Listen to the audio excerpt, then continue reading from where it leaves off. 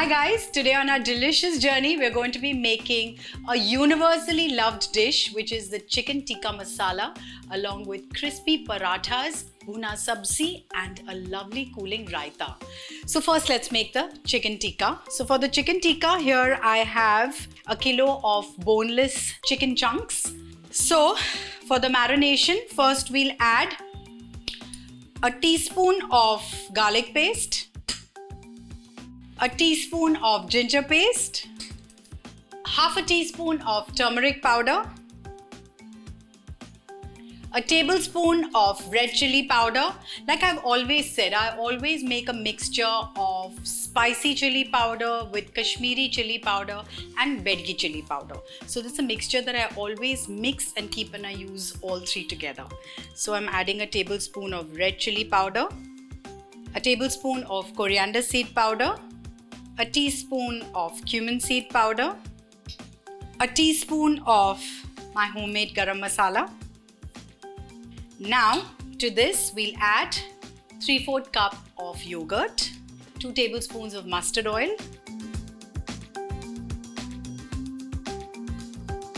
a teaspoon of chaat masala, a teaspoon of kasuri methi.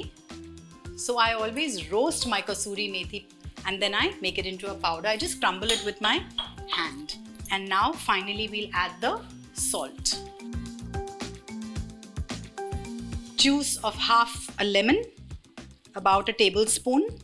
And now mix this well. Massage the pieces of meat. Now many people say that the recipe of chicken tikka masala and butter chicken is the same. Well, there is a difference, and today you will see the difference. Now we'll keep the chicken aside and let it rest, and we'll make the gravy first. Now for the gravy, just heat 3 tablespoons of oil. I'm using the regular peanut oil, and then we'll add a tablespoon of butter as well to this. Now before the butter burns, add 3 onions that are finely chopped. Now saute the onions till they are translucent and not brown.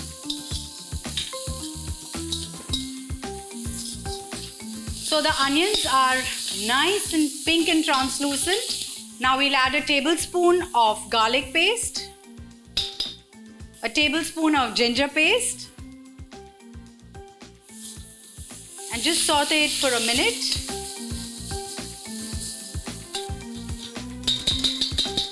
Let's move on by adding a teaspoon of turmeric powder, 2 tablespoons of red chilli powder, coriander powder, which is a tablespoon, a teaspoon of cumin seed powder, a teaspoon of garam masala powder, and now just saute this for a few seconds. Now for this recipe, we are going to be using blanched and pureed tomatoes. Now the water of that, I'm going to add about 1/4 cup. Now the water that's been used to blanch the tomatoes, I'm using that to just deglaze the kadhai. So adding just 1/4 cup of it.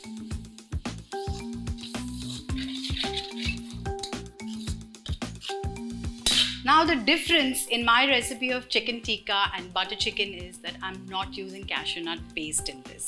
Okay, this is one of the biggest differences. And many a times in butter chicken, we do not add onions. Some of us add while some don't. Now also the main difference, which is butter chicken, is when you have tandoori chicken, you shred, you debone the meat and then you add it. Here you have boneless pieces of meat, okay, that are cooked in a tandoor or in a pan and then are added to the gravy. So you can see the oil has started to separate here. And also one more thing, butter chicken is slightly sweetish because of the tomato ketchup that some of us add. Well, in the chicken tikka we don't. So here are the pureed tomatoes. I've taken 5 of them, blanched them and pureed them.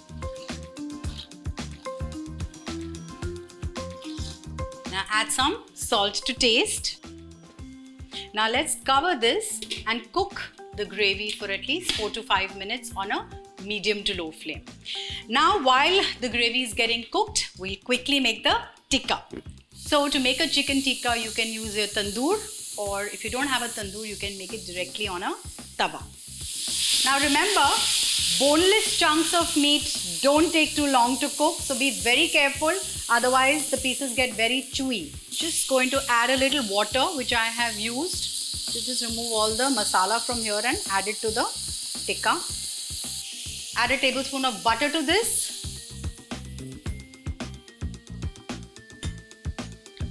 and just cook this for 5 to 7 minutes, not more.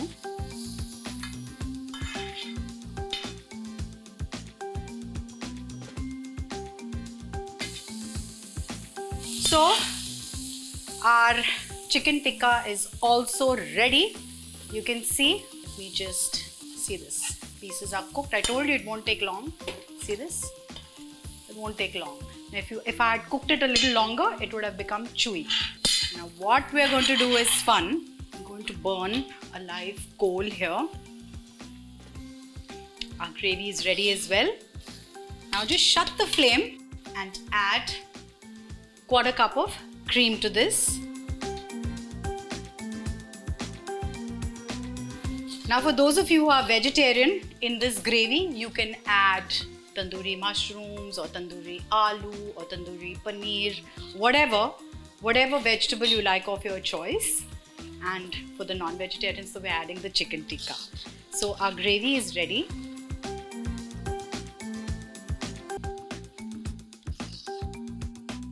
This. Add a tablespoon of ghee and cover it immediately, so that the chicken tikka gets a beautiful smoky flavor. Let it rest for about 10 minutes. Now after giving this a cold tadka and letting it rest for 5 minutes, I'm going to remove this, keep it aside. Now instead of adding the chicken tikka to the gravy, we'll add the gravy to the chicken tikka. Now the reason why I did this was because the pan has all the juices of the chicken and the tandoori masala. So it's going to taste really nice when I add it to the pan. Now we'll cook the chicken tikka with the gravy for another 3 to 4 minutes. Isn't this looking beautiful, rich and delicious? We're going to make it look even more prettier. So now our chicken tikka masala is ready. Just going to drizzle some cream. Sprinkle some kasuri methi on top, very little. A little bit of chaat masala. Freshly chopped coriander. Some ginger juliens. I've just chopped some chilies lengthwise. Just gonna add that as well. Make it look pretty. Some finely sliced onion. I've just drizzled a little bit of lemon juice to it.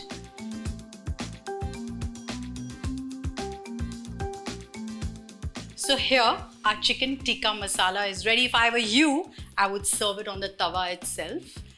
Easy to serve. Cook it, take it out and serve it. Now we'll quickly make the Bhuna Sabzi that will go beautifully with this. Now for the Bhuna Sabzi, heat a tablespoon of ghee.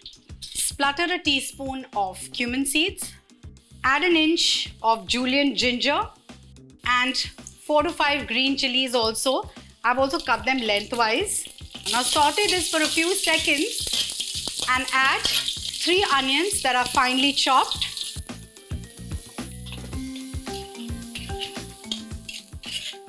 Now I want you to saute the onions till they are soft and translucent and not brown in color, okay? Now since we've not added too much of ghee or oil to this dish, we're going to add a little salt to the onions so that they sweat and cook fast. Now for those of you who are into cooking with less oil, this is a good tip when you want to saute the onions, okay? The onions have started to sweat and have become translucent as well. Now we'll add subzis accordingly. First, I'm going to add carrots. I've taken 100 grams of carrots, peel them and cut them into juliennes. First we'll add the carrots. They take a long time to cook. Just let's cook them for a few minutes, maybe 2 or 3.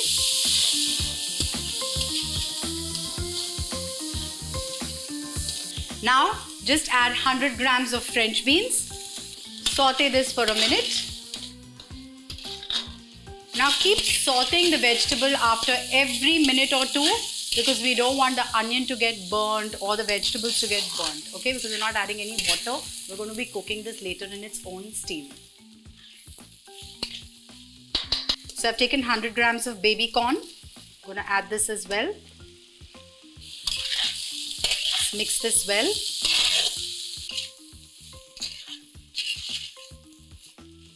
And now we'll just cover this and cook it on a medium to low flame for 3 to 4 minutes.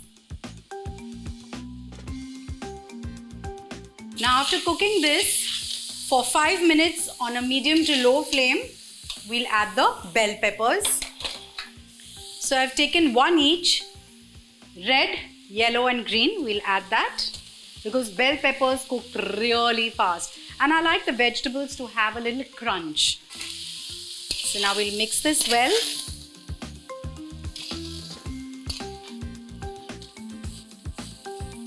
Now we'll add our spices. Add half a teaspoon of turmeric powder, a tablespoon of coriander seed powder, a teaspoon of anardana powder, half a teaspoon of pepper powder, a teaspoon of amchur, a teaspoon of kasuri methi, a tablespoon of butter, and now we just mix all this together.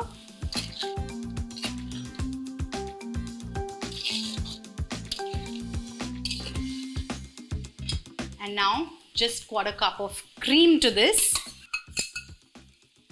some freshly chopped coriander leaves,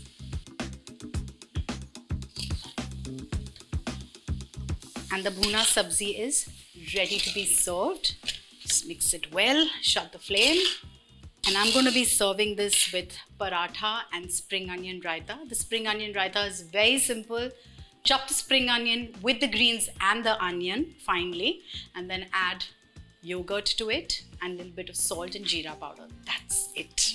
Now to this you can also add potatoes, peas, any vegetables of your choice, but I had this at home so I've made it with this. So the parathas are ready, the raita is ready, the sabzi is ready, the chicken tikka masala is ready. So we have a full meal ready to be served.